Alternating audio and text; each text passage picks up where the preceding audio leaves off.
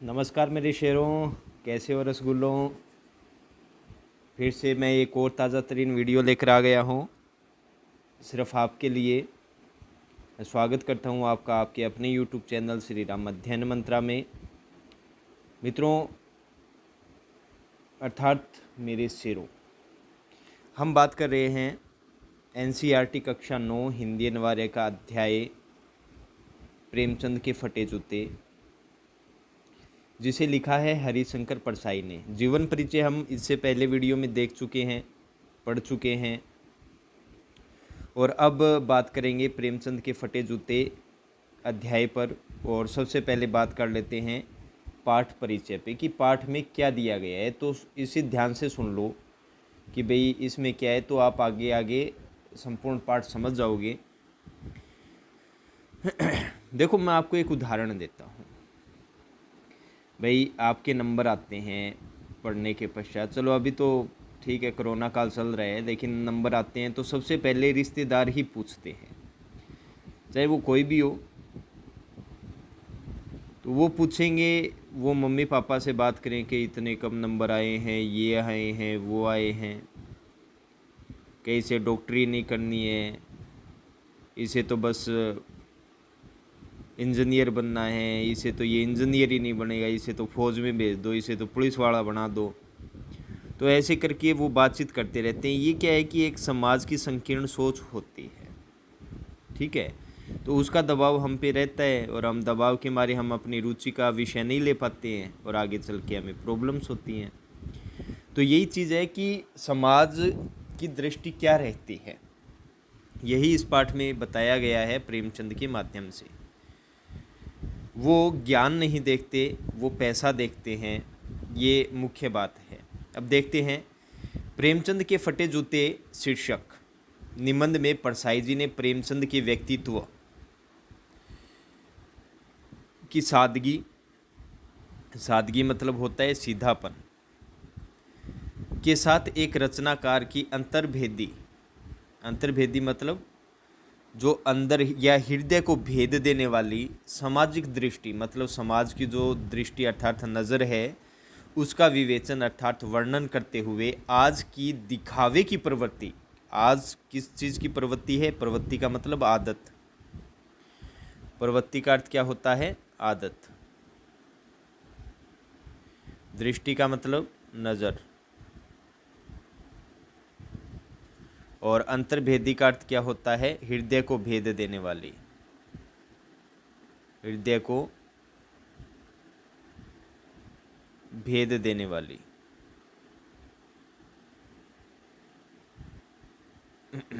ठीक है।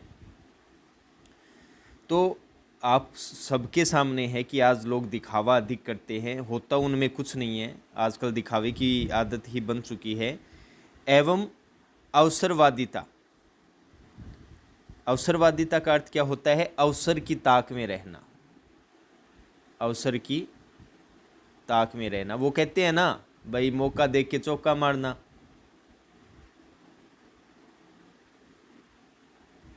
अवसर की ताक रखना, बस अवसरवादी वही होता है जो सही अवसर का फ़ायदा उठा ले, वो इंतज़ार करता रहता है। वही आज समाज में है और उस समय भी था, उसी पे चर्चा की गई है, तो ध्यान से देखेंगे।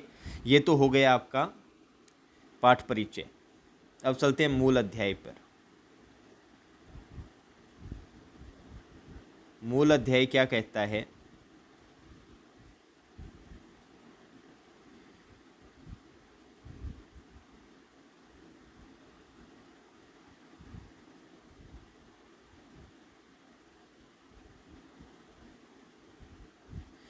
प्रेमचंद का एक चित्र मेरे सामने है। ये मूल पाठ है प्रेमचंद के फटे जूते। प्रेमचंद का एक चित्र मेरे सामने है, पत्नी के साथ फोटो खिंचा रहे हैं। अच्छा, प्रेमचंद क्या कार्य कर रहे हैं? अपनी पत्नी के साथ फोटो खिंचा रहे हैं। सिर पर किसी मोटे कपड़े की टोपी है, कुर्ता और धोती पहने हैं, कनपट्टी चिपकी है। कनपट्टी क्या होती है? मतलब ये देखो, ये कैप होती है ऐसे, यहाँ से क्या रहती है? वो ऐसे, टोपी है ना, वो ऐसे रहती है, कानों के ऊपर ऐसे फटी हुई सी रहती है, ठीक है। तो साथियों यहाँ पर प्रेमचंद का शब्द चित्र प्रस्तुत किया गया है। अब मैं आपको शब्द चित्र बता देता हूँ क्या होता है। क्या प्रस्तुत किया गया है? शब्द चित्र। देखो बेटा दोस्तों, कैसे कि जैसे चित्रकार अपने रंगों से, रेखाओं से क्या बना देता है? चित्र बना देता है। चाहे वो हमारे सामने हो, जैसे भालू का चित्र बनाए, वो हमारे सामने ना हो लेकिन वो भालू जैसा दिखाई तो देता है, वो चित्र अपने सामने आ जाता है। इसी प्रकार कवि या लेखक क्या करता है कि अपनी रेखाओं, शब्दों के माध्यम से किसी का वर्णन करता है, तो उसका जो चित्र है वो हमारे हृदय में उत्पन्न हो जाता है, उसे शब्द चित्र कहते हैं। तो ये दे रखा है ना, मोटे कपड़े की टोपी, कुर्ता और धोती पहनी है, तो अपने को दिखाई दे रहा है कि हाँ एक ऐसा आदमी है जो धोती कुर्ता पहने हुए है ना, तो ये शब्द चित्र होता है जो अपने हृदय में छप जाता है। गालों की हड्डियाँ उभर आई है, अब आपको दिखाई दे रहा होगा वो चेहरा, हड्डियाँ उभरी हुई सी, पर घनी मूछें चेहरे को भरा भरा बतलाती है। पाँव में कैनवस के जूते हैं। अच्छा, कैनवस जूते तो जानते हो, कैनवस क्या होता है? कैनवस मित्रों एक मोटा कपड़ा होता है, मोटा कपड़ा। उस कपड़े से बने हुए जूते क्या कहलाते हैं? कैनवस के जूते कहलाते हैं, जिनके बंद बेतरतीब बंधे हैं। बंद का अर्थ क्या होता है? फीता। अरे अपने बांधते हैं ना फीता जूतों के, तो जिनके बंद अर्थात फीते हैं वो बेतरतीब। बेतरतीब का अर्थ क्या होता है? बिखरे हुए। बिखरे हुए कह लीजिए, जो ढंग से बंधे न हो, ये भी कह सकते हैं, या बेढंगे भी कह सकते हो। क्या कह सकते हो? बेढंगे, तो ये भी आप कह सकते हो, ठीक है। तो फीते ठीक से नहीं बंधे हैं। लापरवाही से उपयोग करने पर बंद अर्थात फीते के सिरों पर की जो लोहे की पतरी निकल जाती है और छेदों में बंद डालने में परेशानी होती है, तब बंद कैसे भी कस लिए जाते हैं। तो आपके अंदर भी ऐसा हुआ होगा, वो फीते जो बांधने के जो सिरा होता है उसका, वो लोहे का वो नुकीला पतला सा सिरा निकल जाता है, वो परेशानी होती है। दाहिने पांव का जूता ठीक है। दाहिना पांव कौन सा हो गया? राइट। उसका जूता ठीक है, मगर बाएं जूते में बड़ा छेद है, ये याद रखना। ये पूछा जा सकता है कि प्रेमचंद के कौन से जूते में बड़ा छेद था, तो आपको याद रखना है बाएं जूते में, जिसमें से उंगली बाहर निकल आई है। मेरी दृष्टि इस जूते पर अटक गई है। अच्छा, दृष्टि का अर्थ क्या होता है? नज़र। ये पहले भी आ चुका है शब्द। सोचता हूँ फ़ोटो खिंचाने की अगर यह पोशाक है तो पहनने की कैसी होगी। भाई देखो, आदमी जब फ़ोटो खिंचवाता है तो आपको पता है सज धज के आता है, अच्छे कपड़े पहन के आता है। अब भाई प्रेमचंद फ़ोटो खिंचाने आए हैं तो अच्छे ही कपड़े पहन के आएंगे, और उसमें से भी उनका जूता क्या है? फटा हुआ है। तो आप खुद सोच सकते हैं कि लेखक भी कह रहा है कि अगर ये फ़ोटो खिंचाने की पोशाक है तो घर पे तो पता नहीं फटे पुराने पहनते होंगे। तो नहीं, इस आदमी की अलग अलग पोशाकें नहीं होगी, इसमें पोशाकें बदलने का गुण नहीं है। यह जैसा है वैसा ही फ़ोटो में खिंच जाता है। अब यहाँ इन पंक्तियों का अर्थ समझ रहे हो क्या? नहीं, इस आदमी की अलग अलग पोशाकें नहीं होगी, ये पोशाकें बदलने के गुण नहीं है। मित्रों, कहने का मतलब आदमी अपना रंग बदलता है ना भाई, अवसर आने पे कोई और रंग बदल लेता है। मान के चलिए पैसों की ज़रूरत है, तब तो आपके सामने गिड़गिड़ाने लग जाएगा, भाई साहब पैसे नहीं है यार, मेरे बच्चे भूखे मर रहे हैं यार, थोड़े पैसे दे दो और मैं पत्नी का इलाज करा लूँगा, और ये वो, और ठीक है। और जब काम निकल जाता है और पैसे देने की बारी आती है तो साफ खागे जाऊँ कि मैं खा जाऊँगा, क्या दे दूँगा पैसे, क्या हो गया, तो रंग बदल लिया ना। तो यहाँ यही बात दी गई है कि जो ये प्रेमचंद फ़ोटो खिंचा रहे हैं ना, इनमें पोशाकें बदलने का गुण नहीं है। ये जैसे हैं वैसे ही दिखाई दे रहे हैं और वैसे ही फ़ोटो इनकी खींच रही है। तो यहाँ क्या है? अवसरवादिता की बात की गई है। तो ये एक अवसरवादी साहित्यिकता की बात की गई है, तो यहाँ ये व्यंग्य निबंध है, तो आपको ध्यान से समझना पड़ेगा। मैं आपको समझा रहा हूँ तो वो समझते रहिए आप। अब आगे, मैं चेहरे की तरफ देखता हूँ, क्या तुम्हें मालूम है मेरे साहित्यिक पुरखे। अच्छा, साहित्यिक तो क्या हो गया, साहित्य से संबंधित। पुरखे क्या हो गया, पुरखे का अर्थ होता है पूर्वज, जो हमारे पूर्वज बाप दादा रहे हैं, ठीक है ना, परदादा वो हो जाएंगे, ठीक है। कि मेरे साहित्यिक पुरखे की तुम्हारा जूता फट गया है और उंगली बाहर दिख रही है। अर्थात वो प्रेमचंद को अपना पूर्वज बता रहा है और वो प्रेमचंद जी को कह रहे हैं कि आपके जूते फट गए हैं, उंगली बाहर दिख रही है, और प्रश्न मार्क है, तो वो क्वेश्चन कर रहे हैं उनसे, ऐसा क्यों हो रहा है, क्या तुम्हें इसका ज़रा भी एहसास नहीं है, ज़रा लज्जा संकोच या झेप नहीं है, क्या तुम इतना भी नहीं जानते कि धोती को थोड़ा नीचे खींच लेने से उंगली ढक सकती है, मगर फिर भी तुम्हारे चेहरे पर बड़ी बेपरवाही, बड़ा विश्वास है। बेपरवाही मतलब जो परवाह न करता हो। फोटोग्राफर ने जब रेडी प्लीज़ कहा होगा, तब परंपरा के अनुसार तुमने मुस्कान लाने की कोशिश की होगी, जैसा कि हम सब करते हैं। चाहे आदमी कितना भी परेशान हो, लेकिन जब फ़ोटो खींचते हैं तो वो मुस्कुराने लग जाता है। उदाहरण के लिए, आप जब पार्टी खाने जाते हो तो फटाफट ठूस लेते हो मुंह में 4-5 कतली जेबा में, और जब वो आता है मूवी बनाने वाला, तब आराम से ऐसे चम्मच लेके ओ हो, और उसके जाते ही फिर यहाँ हाथों चूर चार गेर फिर खा लियो थम। दर्द के गहरे कुएं के तल में कहीं पड़ी मुस्कान को धीरे धीरे खींचकर ऊपर निकाल रहे होंगे कि बीच में ही क्लिक करके फोटोग्राफर ने कहा थैंक यू कह दिया होगा। विचित्र है, विचित्र मतलब अनोखा। यह अधूरी मुस्कान, यह मुस्कान नहीं, इसमें उपहास है, व्यंग्य है। उपहास का अर्थ क्या होता है, वैसे तो मजाक करना या हंसी उड़ाना होता है, ठीक है ना, हंसी उड़ाना, या आप कह सकते हो मजाक उड़ाना। तो यहाँ तक आपको समझ में आया होगा। देखो, जो प्रेमचंद है ना, उनमें ये चीज़ें नहीं है, और लोगों की तरह दिखावा नहीं है, वो जैसे हैं वैसे दिखाई भी दे रहे हैं। बस ये व्यंग्य है कि बस अगर तुम चाहते तो ये चीज़ कर सकते थे, बस यही चीज़ दे रखी है यहाँ पर। नेक्स्ट चलते हैं।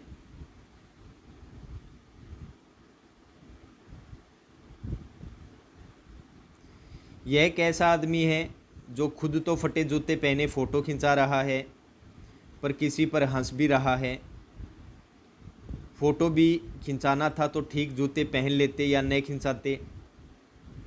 फ़ोटो न खिंचाने से क्या बिगड़ता था, शायद पत्नी का आग्रह रहा हो और तुम अच्छा चल भाई कहकर बैठ गए होंगे। मगर यह कितनी बड़ी ट्रेजेडी है। ट्रेजेडी का अर्थ जानते हो क्या? ट्रेजेडी का अर्थ होता है दुखपूर्ण बात, दुखपूर्ण बात, ठीक है। अब देखो यहाँ इस पंक्ति पे गौर से देखो, ऊपरी ऊपर वाली पे। यह एक ऐसा आदमी है जो खुद तो फटे जूते पहने फ़ोटो खिंचा रहे, पर किसी पर तो हंस रहा होगा। अर्थात वो उन व्यक्तियों पे हंस रहे जो पोशाक बदलने का गुण रखते हैं, अर्थात रंग बदलने का गुण रखते हैं, ठीक है ना। और भाई फ़ोटो भी तुम्हारा मन नहीं कर रहा होगा, लेकिन पत्नी का आग्रह रहा होगा। आग्रह का मतलब होता है कि विनय रहा होगा। अब यहाँ जो वापस ट्रेजेडी है कि आदमी के पास फ़ोटो खिंचाने को भी जूता न हो। मैं तुम्हारी यह फ़ोटो देखते देखते तुम्हारे क्लेश अर्थात संकट को अपने भीतर महसूस करके जैसे रो पड़ता हूँ, मगर तुम्हारी आंखों का यह तीखा दर्द भरा व्यंग्य मुझे एकदम रोक देता है। तुम फ़ोटो का महत्व नहीं समझते होते तो किसी से फ़ोटो खिंचाने के लिए जूते मांग लेते, जैसा कि लोग करते हैं। देखो ऊपर हम लोगों ने क्या पढ़ा था, दिखावा और क्या, अवसरवादी। ये चीज़ पढ़ी थी। अब यहाँ देखो जूते मांग लेते हैं। लोग क्या करते हैं, दिखावा ही तो करते हैं। अब फ़ोटो खिंचा रहे हैं तो उनका रंग अलग होता है, जानबूझ के मुस्कुराते हैं, कपड़े मांग के ले आते हैं, तो वो दिखावा ही तो हो गया एक प्रकार से। और दिखावे से ही लोग ठग लगते हैं एक दूसरे को। यहाँ दे भी रखा है, लोग तो मांगे कि कोट से वर दिखाई करते हैं। वर दिखाई करते हैं मतलब दूल्हे जैसे दिखाई देने लग जाते हैं कोट मांग कर। और मांगे की मोटर से बारात निकालते हैं। ये होता ही है, किराए पे करते हैं सब। फ़ोटो खिंचाने के लिए तो बीवी तक मांग ली जाती है, तो उनसे जूते ही मांगते नहीं बने। अब देखो लोग दिखावे के लिए क्या क्या कर लेते हैं, लेकिन एक प्रेमचंद है जिनमें ये गुण नहीं है। और ये अच्छी भी बात है, वो दिखावा नहीं जानते हैं, वो जैसे हैं वैसे दिखाई देते हैं। लेकिन लोग किस हद तक चले जाते हैं दिखावे के लिए, उनकी बातें भी यहाँ दिखाई दे रही है। किराए के ऊपर आपको पता ही है, शेरवानी ले आते हैं तो दूल्हे जैसे दिखाई देते हैं। कोई डीजे वगैरह मोटर वगैरह मांग लेते हैं, यहाँ तक कि बीवी भी मंगा ली जाती है। तुम फोटो का महत्व नहीं जानते। लोग तो इत्र चुपड़ कर, इत्र का मतलब क्या होता है, सुगंधित पदार्थ, ठीक है। इत्र चुपड़ कर फोटो खिंचाते हैं जिससे फोटो में खुशबू आ जाए। अब देख लो लोग यहाँ तक करते हैं कि भाई खुशबू भी आ जाए साथ साथ में। गंदे से गंदे आदमी की फ़ोटो भी खुशबू देती है। टोपी 8 आने में मिल जाती है, और जूते उस ज़माने में भी 5 रुपये से कम में क्या मिलते होंगे। जूता हमेशा टोपी से कीमती रहे। अब ये चीज़ देख लेना, ये पूछा जा सकता है कि टोपी ज़्यादा कीमती होती है या जूता। तो यहाँ दे रखा है जूता हमेशा टोपी से कीमती होता है। क्यों? क्योंकि जो समाज के लोग हैं वो जूता देखते हैं, और जूते से व्यक्ति की हैसियत पहचानते हैं। कई बार ऐसा होता है, हम भिखारी को देखते हैं, वो एकदम भिखमंगा और पता नहीं क्या होगा, लेकिन कई बार आप न्यूज़ में देखते हो एक भिखारी के पास मिले 5 करोड़। आज आप बेढंगे कपड़े पहन के चले जाओ बाज़ार में, आपको कोई देखेगा ही नहीं कि गरीब है, ये है, वो है। थोड़ा सज धज के चले जाओ, कहेंगे यार ये ठीक है, अमीर बाप का बेटा है। बस वही बात है, और ऐसा ही समझ के दोस्ती भी की जाती है। अब आज 5 मित्र जा रहे हो आप, आपके पास जेब में कुछ पैसे हैं तो आपसे दोस्ती करेंगे लोग, नहीं है तो कहेंगे यार क्या तू तो रोज़ रोज़ आ जाता है। फिर वो आपसे कन्नी काटने की सोचते हैं, ठीक है ना। तो अब तो जूते की कीमत और बढ़ गई है, और एक जूते पर 2500 टोपियाँ निछावर होती है। तो लोग दिखावे के लिए टोपी को नहीं देखते, दिखावे के लिए 50 जूते क्या कर देते हैं, निछावर कर देते हैं। तुम भी जूते और टोपी के आनुपातिक मूल्य के मारे हुए थे। यह है विडंबना। विडंबना का अर्थ क्या होता है, दुर्भाग्य। क्या होता है, दुर्भाग्य। यह विडंबना मुझे इतनी तीव्रता से पहले कभी नहीं चुभी जितनी आज चुभ रही है। जब मैं तुम्हारा फटा जूता देख रहा हूँ, तुम महान कथाकार, उपन्यास सम्राट, युग प्रवर्तक, युग को बदलने वाला। युग प्रवर्तक का अर्थ क्या होता है, युग को बदलने वाला। जाने क्या क्या कहलाते थे, मगर फोटो में भी तुम्हारा जूता फटा हुआ है। मेरा जूता भी कोई अच्छा नहीं है, यूँ ऊपर से अच्छा दिखता है, उंगली बाहर नहीं निकलती, पर अंगूठे के नीचे तला फट गया है। अंगूठा ज़मीन से घिसता है, और पैनी मिट्टी से कभी रगड़ खाकर लहूलुहान भी हो जाता है। पूरा तला गिर जाएगा, पूरा पंजा छिल जाएगा, मगर उंगली बाहर नहीं दिखेगी। तुम्हारी उंगली दिखती है पर पाँव सुरक्षित है, मेरी उंगली ढकी है पर पंजा नीचे घिस रहा है। तुम पर्दे का महत्व ही नहीं जानते, हम पर्दे पर कुर्बान हो रहे हैं। अब देखो, पर्दे का अर्थ क्या होता है, रहस्य, एक प्रकार से रहस्य। अब इस चीज़ में पूरा का पूरा आपको क्या समझ में आ रहा है, देखो लोग दिखावा करते हैं लेकिन अंदर से खोखले होते हैं, जैसे कि वो बता रहे हैं। अब जो लेखक है वो कह रहे हैं कि भाई ठीक है, जूता तो हमारा भी फटा हुआ है, लेकिन उसका तला फटा हुआ है, और तला फटा होने के कारण वो लोगों को दिखाई नहीं देता। तो मतलब लोगों के अंदर हृदय में पता नहीं क्या क्या बातें चलती है जो दिखाई नहीं देती है। अब एक स्वार्थी व्यक्ति है, एक धोखेबाज है, क्या उसका हृदय आप देख सकते हो क्या? नहीं देख सकते। वो आपको कब धोखा देगा, कब आपके छुरड़ मार देगा, कब रोड में मुक्का मार दे, कब बटका बढ़ ले रोड में, आपको पता ही नहीं चलेगा। ये याद रखना। यही बात यहाँ लेखक कह रहे हैं कि मेरे पास भी जूता है लेकिन वो दिखाई नहीं देता है लोगों को, लेकिन आप तो सीधे साधे हो, आप तो सीधा जो दिख रहे हो वैसे ही दिखते हो, और इससे आपका जो पाँव है वो भी सुरक्षित है, अर्थात आप हृदय में कुछ भी नहीं रखते हो, इसलिए आपका हृदय भी क्या है, सुरक्षित है। समझ में आई बात? ये चीज़ दे रखी है, तो बातों को समझिए धीरे धीरे।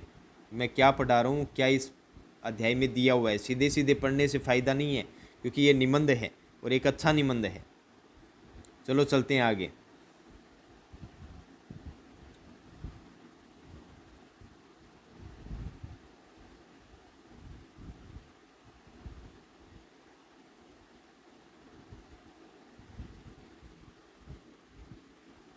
तुम फटा जूता बड़े ठाठ से पहने हो, मैं ऐसे नहीं पहन सकता।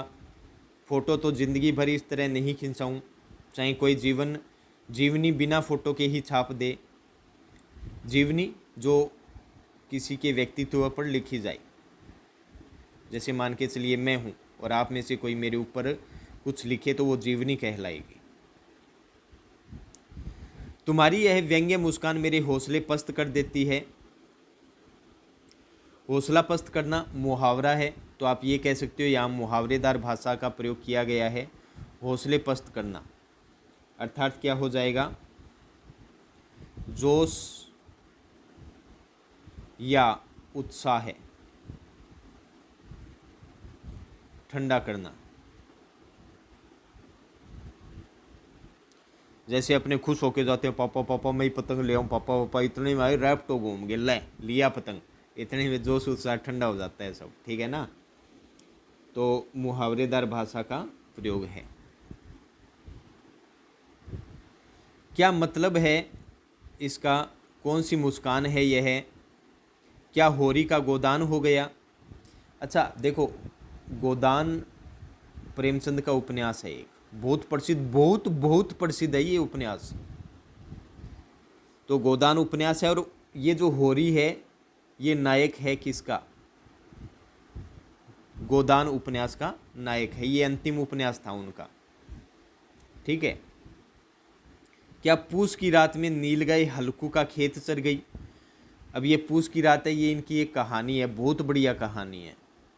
इसमें क्या होता है कि एक बेचारा किसान होता है, पूस का महीना वो होता है जनवरी फरवरी का महीना, दिसंबर का महीना, जिसमें किसान ठंड से मर जाता है, और हल्कू उसका क्या है, नायक है। क्या सुजान भक्त का लड़का मर गया क्योंकि डॉक्टर क्लब छोड़कर नहीं आ सकते। ये देख लो, दिखावे के लिए डॉक्टर बैठे रहते हैं क्लब में, भाई बाहर तो लाइन लगी रहती है, अंदर पता नहीं क्या होता है, और डॉक्टर कहते हैं भाई समय लगेगा ये और वो, इतने में तो मर जाता है लोग। नहीं, मुझे लगता है माधो औरत के कफन के चंदे की शराब पी गया। अच्छा देखो, ये कफन भी बहुत महत्वपूर्ण कहानी है, ये भी क्या है, कहानी है। इसमें बाप बेटे होते हैं, और जो बेटा होता है उसकी औरत मर जाती है, ठीक है। तो लोग उसके कफन के लिए चंदा देते हैं, भाई ठीक है आप दफना दो इसको और जला दो या जो भी है, तो चंदा देते हैं। तो उसकी भी वो क्या पी जाते हैं, शराब पी जाते हैं, पार्टी करते हैं। अभी तो पार्टी शुरू हुई है, पार्टी बोल रहा हूँ मैं, पार्टी की नहीं बोल रहा हूँ, ठीक है ना। वही मुस्कान मालूम होती है, मैं तुम्हारा जूता फिर देखता हूँ कैसे फट गया। यह मेरी जनता के लेखक क्या बहुत चक्कर काटते रहे, क्या बनिए के तकादे से बचने के लिए। तकादे का अर्थ क्या होता है भाई, जो बनिया होता है वो क्या करता रहता है, बुलाता रहता है, माप तोल होता है वो उसे खराब करता रहता है, ठीक है ना। क्या बनिए के तकादे से बचने के लिए मील 2 मील का चक्कर लगाकर घर लौटते रहे। चक्कर लगाने से जूता फटता नहीं है, घिस जाता है। कुंभन दास का जूता भी फतेहपुर सीकरी जाने आने से घिस गया था, उसे बड़ा पछतावा हुआ। उसने कहा भी, देखो कुंभन दास कृष्ण भक्त थे और उम्र में सबसे बड़े थे अष्टछाप कवियों में, ये साहित्य की बात है। तो उन्होंने भी लिखा, आवत जात पनैया घिस गई, बिसर गयो हरि नाम। पनैया मतलब क्या होता है? पनैया मतलब जूतियाँ। अब इस फोटो में देख लो, दे भी रखा है, ये देखो अंगूठा निकला हुआ है, फटे जूते हैं, और ये फीते बेतरतीब बंधे हुए, धोती पहनी हुई है, और ये कैनवस के जूते हैं जो आजकल लोफर बोलते हो ना आप, वो वाले।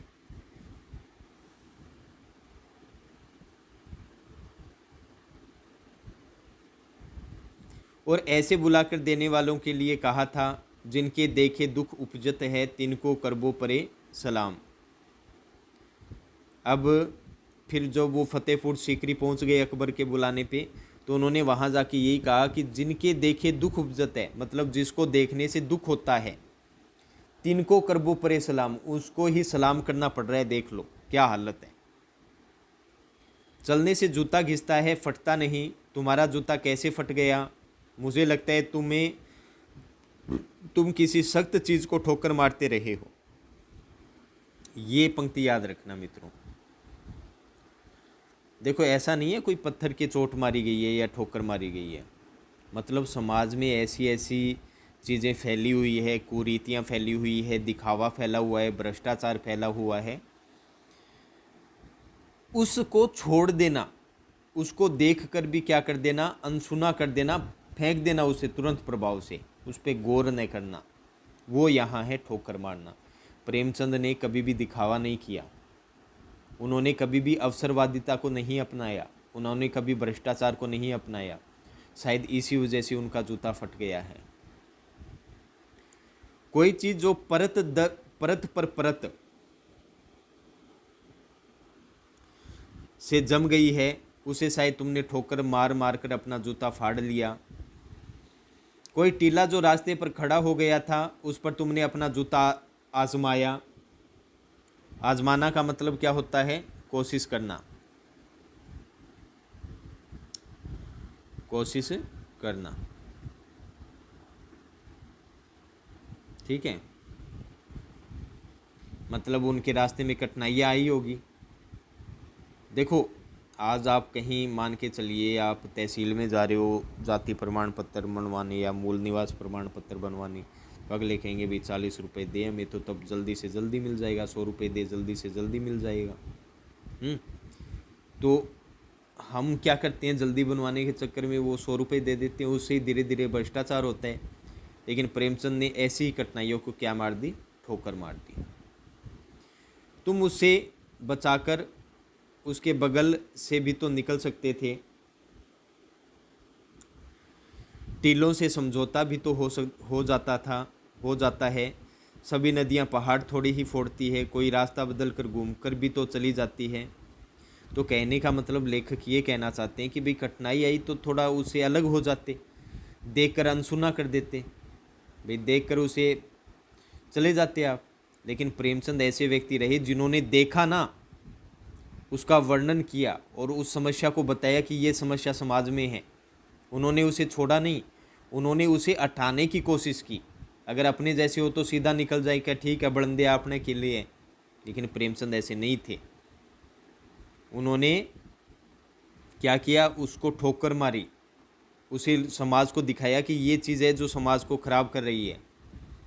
और इसका उदाहरण किसके माध्यम से बताया? नदियों के माध्यम से बताया कि नदी होती है वो सारी नदी पहाड़ नहीं फोड़ सकती, वो अलग भी जा सकती है।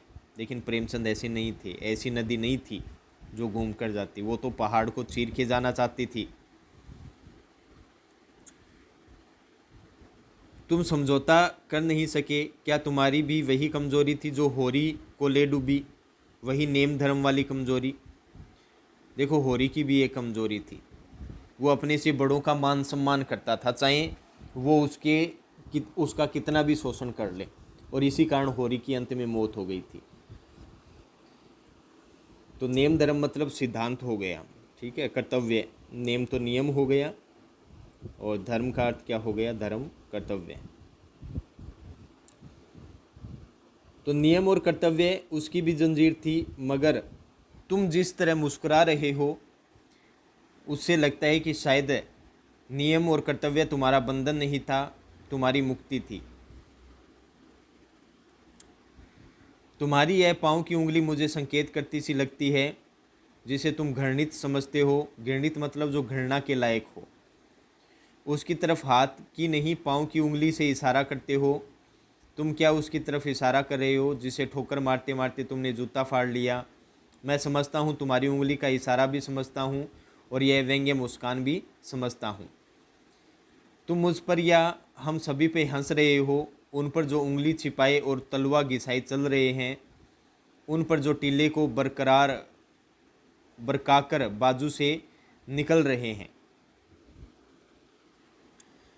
बरकाकर का अर्थ क्या होता है? बचाकर। तो लेखक अंत में कह ही रहे हैं, जैसा कि मैंने आपको ऊपर समझा दिया है अच्छे से, कि लोग क्या करते हैं, अपनी उंगली को छिपाए रखते हैं, अर्थात वो अपना जो हृदय के अंदर जो मैल होता है ना, उसे छिपाए रखते हैं। और ऐसा ही करते हैं, ऊपर से तो अच्छे दिखते हैं, हमारे सामने मीठी मीठी बातें करते हैं और हमारे जाने के बाद में हमारी ही बुराई करते हैं। और जब उन्हें समाज में कोई बुराई दिख जाती है, बुराई रूपी जो टीला दिखता है, उसे वो बचकर चले जाते हैं। लेकिन प्रेमचंद उससे बचकर नहीं, उसे तोड़कर दम लेना चाहते हैं, उसे ख़त्म करना चाहते हैं। तुम कह रहे हो मैंने तो ठोकर मार मार कर जूता फाड़ लिया, उंगली बाहर निकल आई पर पाँव बच रहा और मैं चलता रहा, मगर तुम उंगली को ढांकने की चिंता में तलवे का नाश कर रहे हो। तुम चलोगे कैसे? मैं समझता हूँ, मैं तुम्हारे फटे जूते की बात समझता हूँ, उंगली का इशारा समझता हूँ, तुम्हारी व्यंग्य मुस्कान भी समझता हूँ। तो मित्रों, ये अध्याय है जिसमें लोगों के दिखावे की प्रवृत्ति, अवसरवादिता के बारे में वर्णन किया गया है। और मैं समझता हूँ बखूबी आपको समझ में आया होगा। धीरज से समय देकर आपको ये अध्याय समझाया गया है। क्यों? क्योंकि ये निबंध है, थोड़ा कठिन है। तो एक बार आप अच्छे से इसे पढ़ लोगे तो आपको भली प्रकार से समझ में आ जाएगा।